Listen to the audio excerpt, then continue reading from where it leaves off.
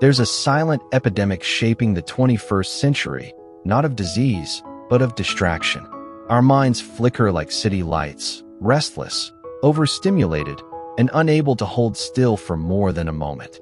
We scroll, swipe, refresh, searching for focus, and finding only noise. But what if the real cure wasn't another productivity hack or digital detox, but a philosophy we've been quietly revisiting on this channel? Extreme minimalism. Not as an aesthetic, but as an antidote. The only discipline strong enough to rescue our fractured attention and restore what it means to be truly present. Today, we return to the roots of extreme minimalism, not to redefine it, but to deepen it. We've spoken about space, simplicity, and letting go before, but this time, we confront the heart of the modern attention crisis, the mental clutter that robs us of peace, clarity, and purpose. This isn't about owning less, it's about thinking less, reacting less, scrolling less, and being more. Because when we strip life down to its essence, something extraordinary happens. Silence sharpens, time expands, and the mind finally remembers how to see again. In the next few moments, we'll uncover why extreme minimalism isn't just a lifestyle. It's a cognitive revolution, a way to reclaim focus, build inner peace, and design a life that breathes freely in a world gasping for attention. When everything around us screams for our eyes, our attention becomes the most valuable currency of the modern world. Yet, most of us give it away freely, to devices, to news, to endless streams of notifications that pull us away from the quiet core of who we are. This is the modern attention crisis, a slow erosion of depth, a subtle draining of clarity. We have become gatherers of noise, mistaking stimulation for meaning and busyness for purpose. And in this restless chase, our focus, once the most sacred instrument of human progress, has become fragmented, fragile, and fatigued. Extreme minimalism steps in not as rebellion, but as recovery. It's a conscious act of retrieving the scattered fragments of your mind from the hands of the world. It teaches that the problem isn't the presence of distractions, but the absence of deliberate space. In a culture that celebrates constant input, the minimalist learns to honor emptiness, because emptiness is not void, it's oxygen. It's where creativity breathes and where attention, once scattered like dust, begins to settle back into clarity. You see, when we strip away excess, not just the physical clutter, but the psychological weight, something profound happens. The senses recalibrate. The mind starts noticing subtleties it once overlooked, the cadence of your own breath, the softness of natural light in the room, the weight of your own thoughts as they form. Focus returns not as an effort, but as a natural state of being. It's like tuning an old radio, static fading, signal sharpening. The truth is, modern life has conditioned us to treat attention like a disposable resource. But under extreme minimalism, attention becomes sacred again. Every object, every thought, every digital window must earn its right to exist in your world. You begin to understand that attention is not meant to be stretched thin, it is meant to be anchored. Anchored in what truly matters, your craft, your relationships, your presence in the living moment. And here lies the beginning of the cure. The recognition that clarity isn't found by adding more focused techniques or time hacks, but by removing the unnecessary until focus becomes effortless.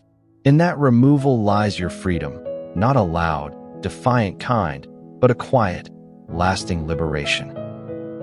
And so, once that quiet liberation begins to unfold, something else emerges, the forgotten art of deep attention. In an age where our focus flutters from one tab to another, from a message to a headline, depth has become a rarity. We skim, we swipe, we move on. Yet depth, the ability to dwell, to contemplate, to stay, is what separates mere existence from conscious living. Extreme minimalism revives this depth, not by forcing stillness upon us, but by removing the very temptations that make stillness impossible. The minimalist mind learns to function like a clear lake, calm, reflective, undisturbed by passing storms. Every ripple of distraction that once shattered concentration slowly fades, replaced by deliberate immersion. This is not about willpower. It's about environment, design, and intentionality. A desk with one task, a room with one purpose, a morning without the noise of the world. Each becomes a sanctuary where the brain relearns how to sustain attention. Over time, this simplicity rewires the mind itself. The neural pathways that once jumped between endless stimuli begin to strengthen around focus, patience, and clarity. You start noticing a profound shift, a kind of mental stillness that doesn't fight distraction but transcends it. A single sound, a single word, a single beam of light gains significance. Reading feels richer. Conversations become slower, deeper, more human. You realize that the quality of life depends not on the number of things you experience, but on the depth with which you experience each one. Extreme minimalism becomes a training ground for the mind, a quiet discipline where you exchange the quantity of experience for the quality of awareness. It's here that many rediscover the simple power of monotasking, doing one thing with the fullness of presence. A minimalist knows that when attention is fragmented, life feels shorter, but when it's concentrated, time expands. The minutes stretch, not in length, but in depth. This is where joy hides, not in stimulation, but in absorption. And this absorption, this complete presence, is what the modern world is starved for. Through this way of living, you begin to see that attention isn't something you command, it's something you protect. It thrives not under pressure, but in peace. Extreme minimalism, then, is more than a philosophy of less. It's a devotion to depth, a reminder that focus is not found in the sharpening of effort, but in the softening of excess. And so, as we reflect upon those quiet acts of discipline that shape our mornings and our minds, we find ourselves gazing inward, toward the silent architects of our identity, our thoughts. They are invisible to the world, yet they lay the very foundation of who we become. Each passing thought, whether born of fear or courage, kindness or resentment, contributes to the architecture of our inner life. The Stoics understood this better than most. They knew that we do not merely live in the world around us, but within the landscape of our minds. Marcus Aurelius wrote, "The soul becomes dyed with the color of its thoughts." What a profound reminder that we are, in essence, the painters of our own reality. Imagine for a moment, standing at the edge of a tranquil lake. The water reflects the trees, the sky, and the quiet clouds drifting by. But the surface is easily disturbed. One ripple, one pebble, and the reflection warps. Such is the nature of our mind. When disturbed by anxiety, envy, or distraction, our inner reflection blurs, and we lose sight of what truly matters. Yet, when we tend to it, when we approach it with mindfulness, with simplicity, and with essentialism, we restore clarity. The Stoics did not suppress emotion, they refined it. They learned to stand before the mirror of their mind without judgment, only observation. Modern life, with its unending noise, rarely allows such silence. Notifications, opinions, comparisons, they swirl around like gusts of wind upon still water. But through slow living, through a minimalist approach to thought, we can anchor ourselves once more. We begin to choose what deserves space in our minds, what deserves to stay. This is not escapism, it is reclamation. It is a return to the essence of being. For to declutter the mind is to rediscover the self. And as the Stoics would remind us, mastery of the external world begins only when we have first made peace with the internal one. And yet, how do we cultivate such peace in a world that glorifies noise and speed? How do we build stillness in a time that rewards constant motion? The answer lies not in retreat, but in rhythm, the rhythm of simplicity. And so, standing within that renewed clarity of mind, we begin to see the invisible framework that governs our lives, the architecture of our choices. Every moment presents a fork in the road, yet most of us wander blindly, allowing the noise of the world to dictate which path we follow. The modern attention crisis is not merely a failure to focus. It is a surrender to the tyranny of inconsequential options. We live under the illusion of freedom, scrolling through countless possibilities, unaware that it is the sheer abundance of choice that fractures our attention and weakens our capacity for meaningful engagement. Extreme minimalism intervenes not by removing choice entirely, but by sculpting it deliberately. By consciously limiting what can demand our attention, we create a cognitive landscape where decision-making regains its power.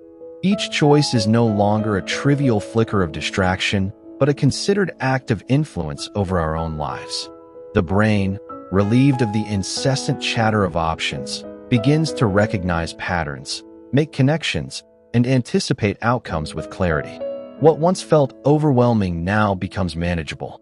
What once splintered focus now nurtures insight. History offers subtle lessons here. Early American frontiersmen, the pioneers of simplicity, had few possessions, fewer distractions, yet faced infinite uncertainty. Their minds had to adapt to scarcity of clutter, not scarcity of life. They discovered that attention, when guided with care, becomes a rare and powerful instrument. Extreme minimalism channels this principle for the modern world. It is not a denial of richness, but a reclamation of cognitive richness, the ability to concentrate fully, respond creatively, and act intentionally without being hijacked by endless diversions. And within this invisible structure of disciplined choices, something extraordinary occurs. The mind begins to inhabit time differently. Hours that once dissolved in digital noise now unfold with depth and presence. Creativity blooms not because we work harder, but because the mind is no longer fighting 1,000 invisible battles. Extreme minimalism, in this sense, is less about the objects around us and more about the unseen scaffolding of thought and attention that shapes everything we do. By mastering this hidden architecture, we do not merely survive the modern world. We reclaim the agency to move through it with purpose, vision, and the quiet strength of an undistracted mind. And so, having rebuilt the architecture of our choices, the final revelation emerges in the quiet corners of the mind, the liberation of invisible space. Most of us think of minimalism as something external, fewer objects, cleaner rooms, uncluttered surfaces. But extreme minimalism reaches far deeper. It creates mental territory that was never there before, space unclaimed by distraction, unburdened by the incessant demand to respond, consume, or perform.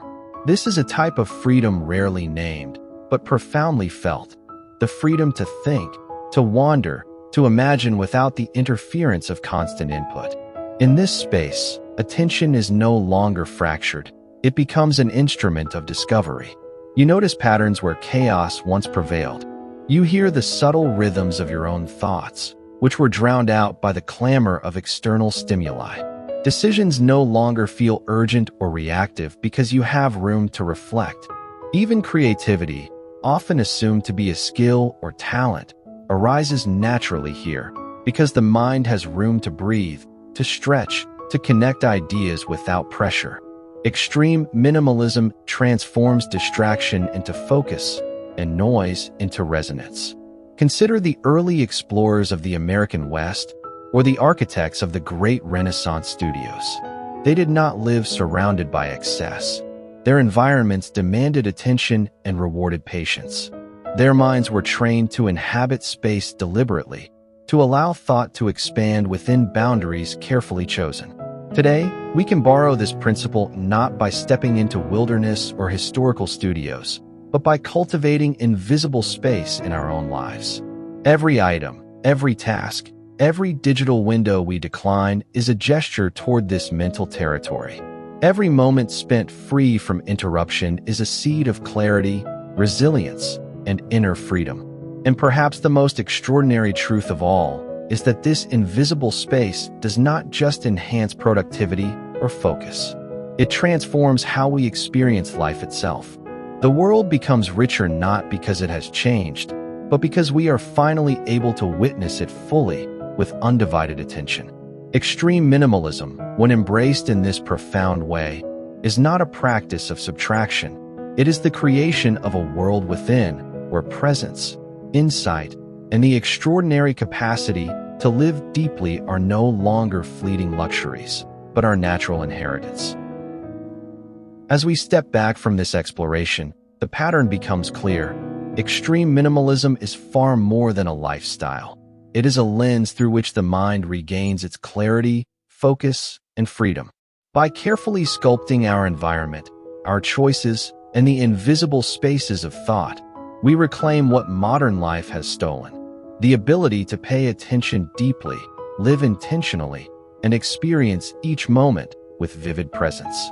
Attention, once fractured, becomes whole again.